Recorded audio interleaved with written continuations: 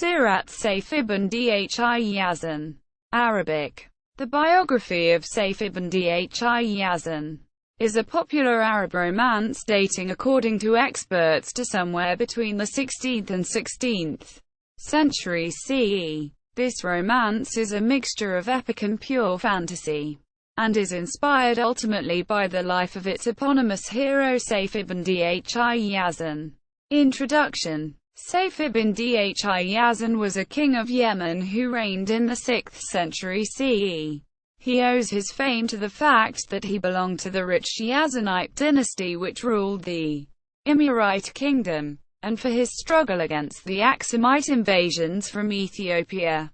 It is well known that he called on the Persian Sassanid Empire to come to his help in 570.12.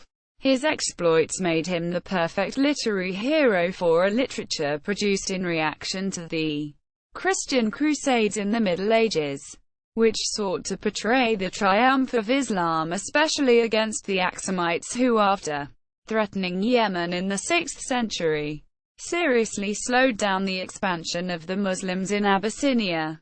Moreover, the principal enemy of the hero is none other than Sayf the Ethiopian king from 1344 to 1372 and one of the leading men of the Negus in the war against the Muslim princes in the 14th and 15th centuries.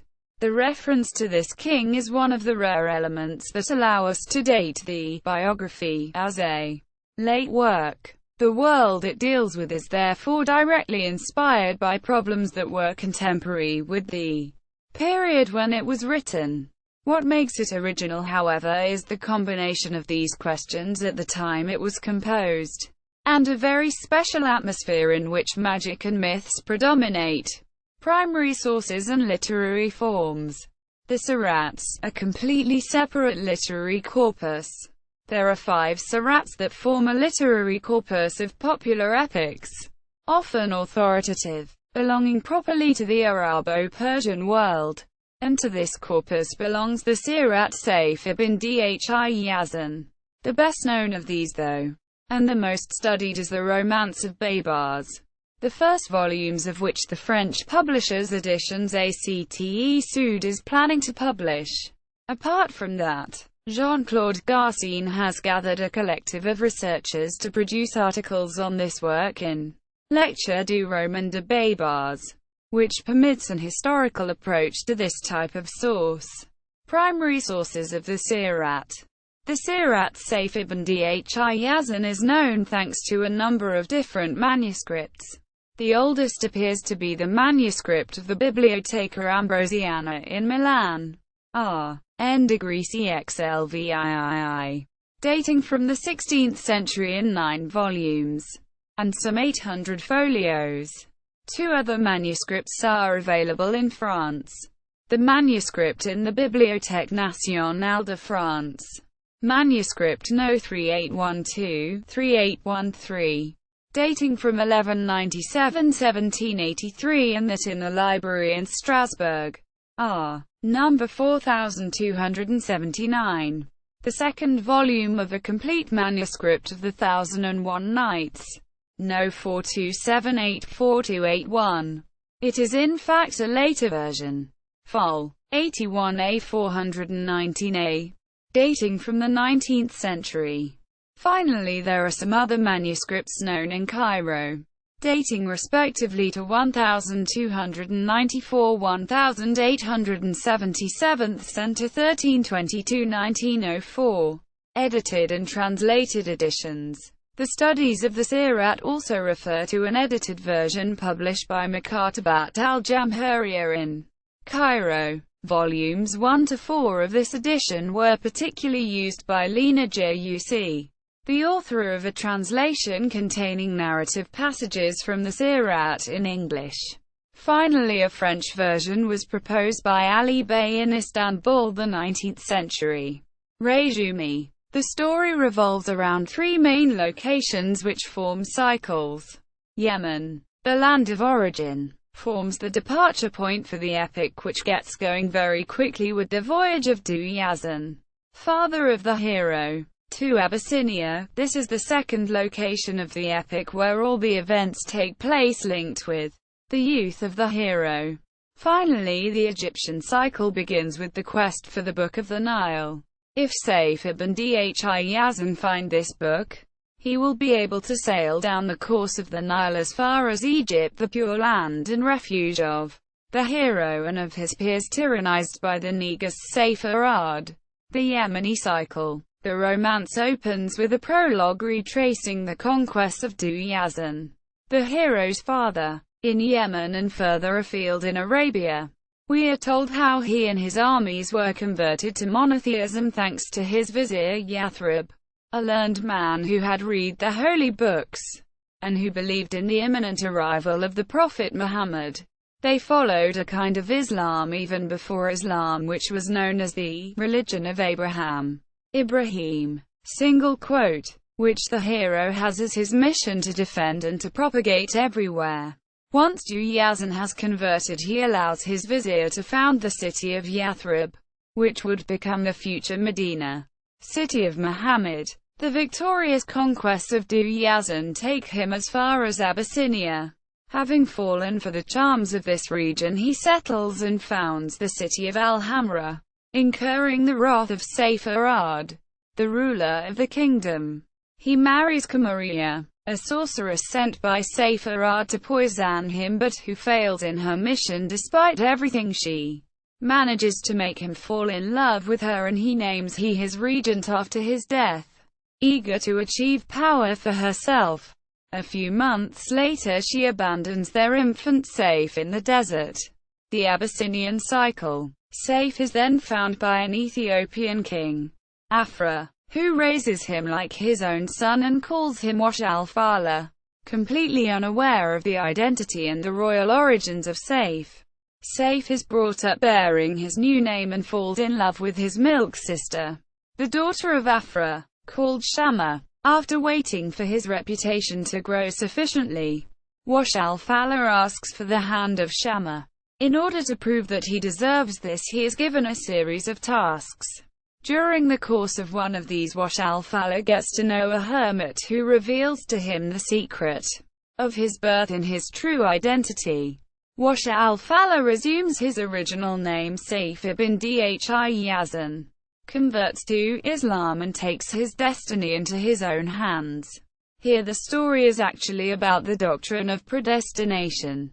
But the negus Sayf does not see this possible union in a good light because he is afraid that Sayf will realize the curse of Noah through the descendants of his son Shem on his son Ham. The Abyssinians. The tests given to Sayf were actually intended to prevent any notion of marriage and to get rid of the young man. These adventures lead to the Egyptian cycle through the quest for the book of the history of the Nile. The Egyptian cycle. Now the hero has the mission to redirect the waters of the Nile, held back by the Ethiopians, back towards Egypt. The adventures centering on this quest form the myth of the foundation of Egypt. Sayf, with the aid of beings with supernatural powers, manages to free the waters of the Nile and directs them into Egypt, making a prosperous and rich land where he settles. Once this mission has been completed, Sayf marries Shama, and then he and his descendants are able to put their minds towards the third part of his work, propagating Islam. After having passed on his power to his son Misr, whose name means literally Egypt, Sayf retires alone to a mountain where he can dedicate himself to his faith, a hybrid work with literary, mythological and religious influences. The omnipresence of magic, a characteristic of the Sirat Sayf ibn Dhī-Yazan.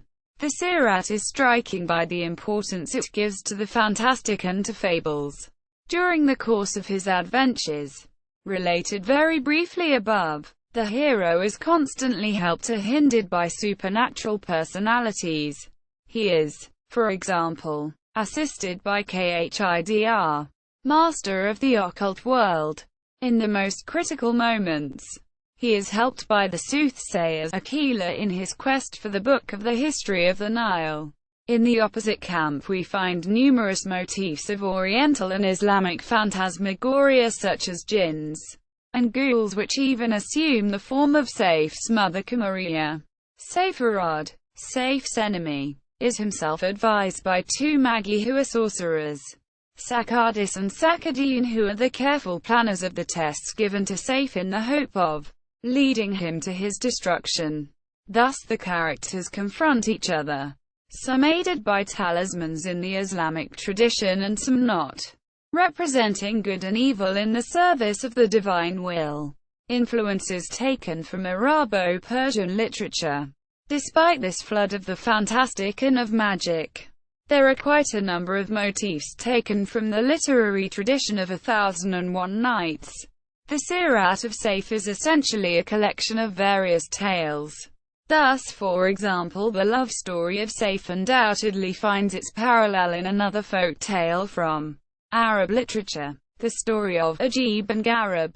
Sayf falls in love, just like Garib, with the daughter of his adopted father, and the challenges which he faces are similar to those of Garib. To this Indo-Mesopotamian base we can add other rather surprising influences. The episode of the Admirers of the Rams, which depicts Shama in the world of giants, is inspired by a Buddhist tale from the Chinese Tripitaka translated by Edward Chavan. This take had also been reworked by the Indian Avadanas under the title of The Servant in the Ram. Finally, experts can also recognize the influence of popular stories and legends originating in ancient Egypt and from the pharaonic civilization, which mean that the Sīrat is an entirely different kind of Egyptian work. The importance of the myths. Finally, it is impossible to discuss the question of literary influences on the text without speaking about the importance given to myths in the Sīrat. The myth, doctrine of predestination that topples towards the ethnological myth of the foundation of Egypt. The hero, deprived of his real identity after being abandoned by his mother, gets it back thanks to the help of individuals who are waiting for his coming.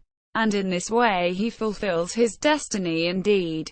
He guides the liberated waters of the Nile which give life to Egypt, which had hitherto been completely virgin soil, where the hero can settle and found his realm, and that of his descendants.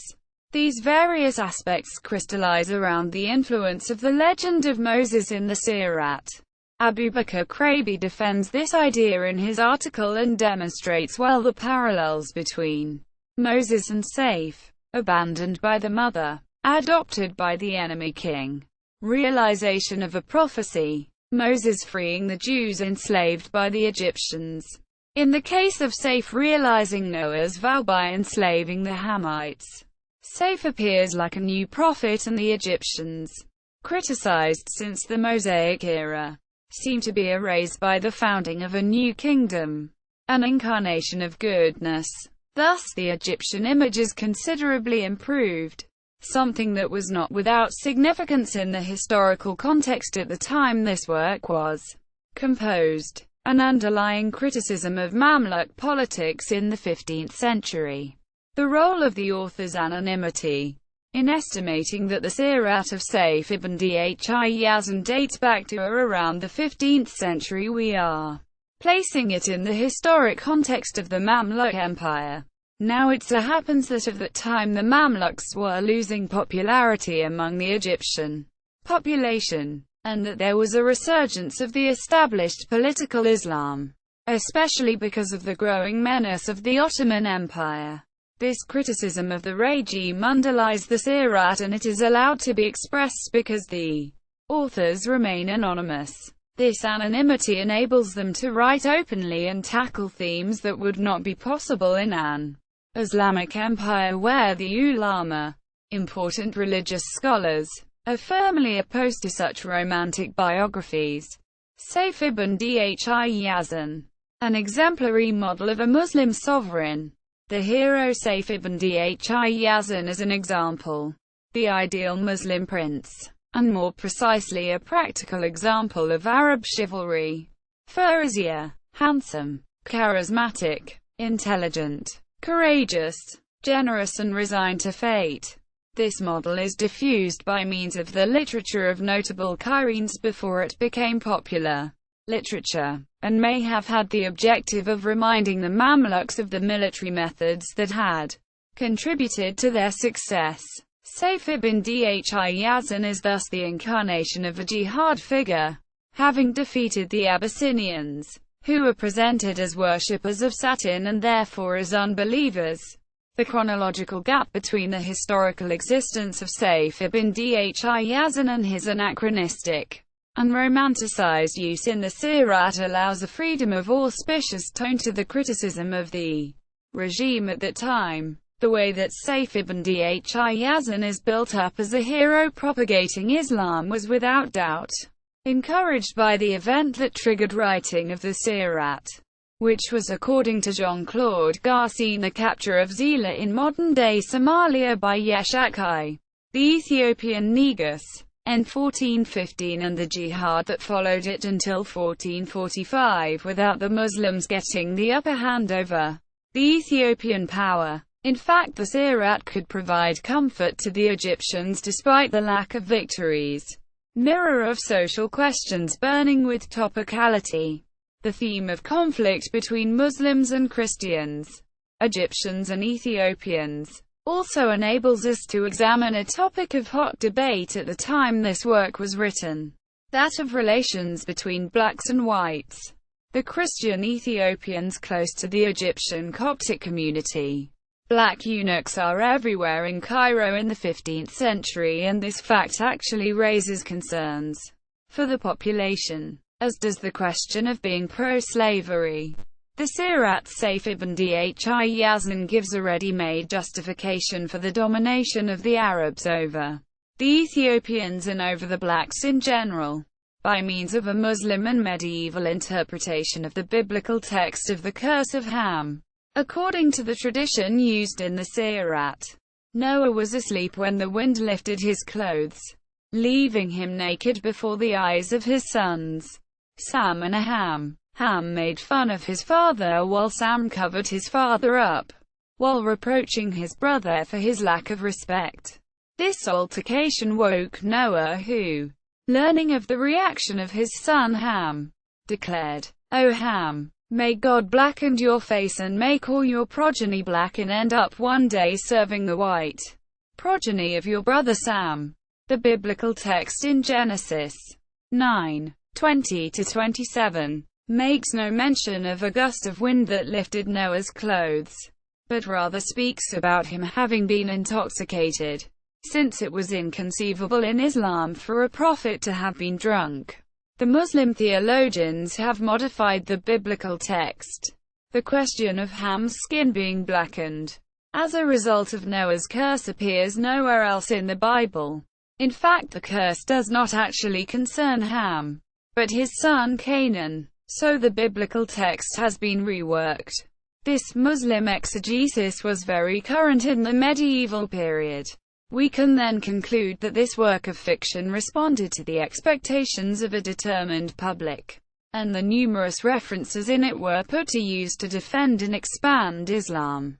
Bibliography. Joseph Chelod, Le Geste du Roi Sayf. Revue de l'Histoire des Religions. Volume 171. Number 2. 1967. p. 181-205. Abu Bakr Krabi. Le Roman de Sayf ibn Dhi Yazan. Sources. Structures et Argumentation. Studia Islamica. 84. 1996. p. 113-134. Jean-Claude Garcin. Sīrat. S. A Histoire. Arabica. v. 51. Fascicule No. 1. 2004. p. 33-54. Jean-Claude Garcin. Sīrat. S. A Histoire 2. Arabica. v. 51. Fascicule No. 3. 2004. p. 223-257. Jean-Pierre Guillaume. Sayf ibn Dhi Yazan. Encyclopédie de l'Islam. Tome 8. 1995. p. 105–106. Lena Juc. The Adventures of Sayf ibn Dhi Yazan. An Arab Folk Epic. Indiana. Indiana University Press. 1996. M.C. Lyons. The Arabian Folk Epic. Cambridge. 1995. Harry Norris. Sayf ibn Dhi Yazan and the Book of the Nile. Quaderni di Studi Arabi. No. 7. 1989. p. 125–151. Christian Robin. Du Nouveau sur les Yazanides. Dan's Proceedings of the Seminar for Arabian Studies. 16. 1986. p. 181–197. Christian Robin. La persécution des créations dénigrées et la chronologie himyarite. In collaboration with Joël Beauchamp and François Briquel-Chatonnet. In the journal Aram. 11–12. 1999–2000. Issued September 2001. p. 15–83.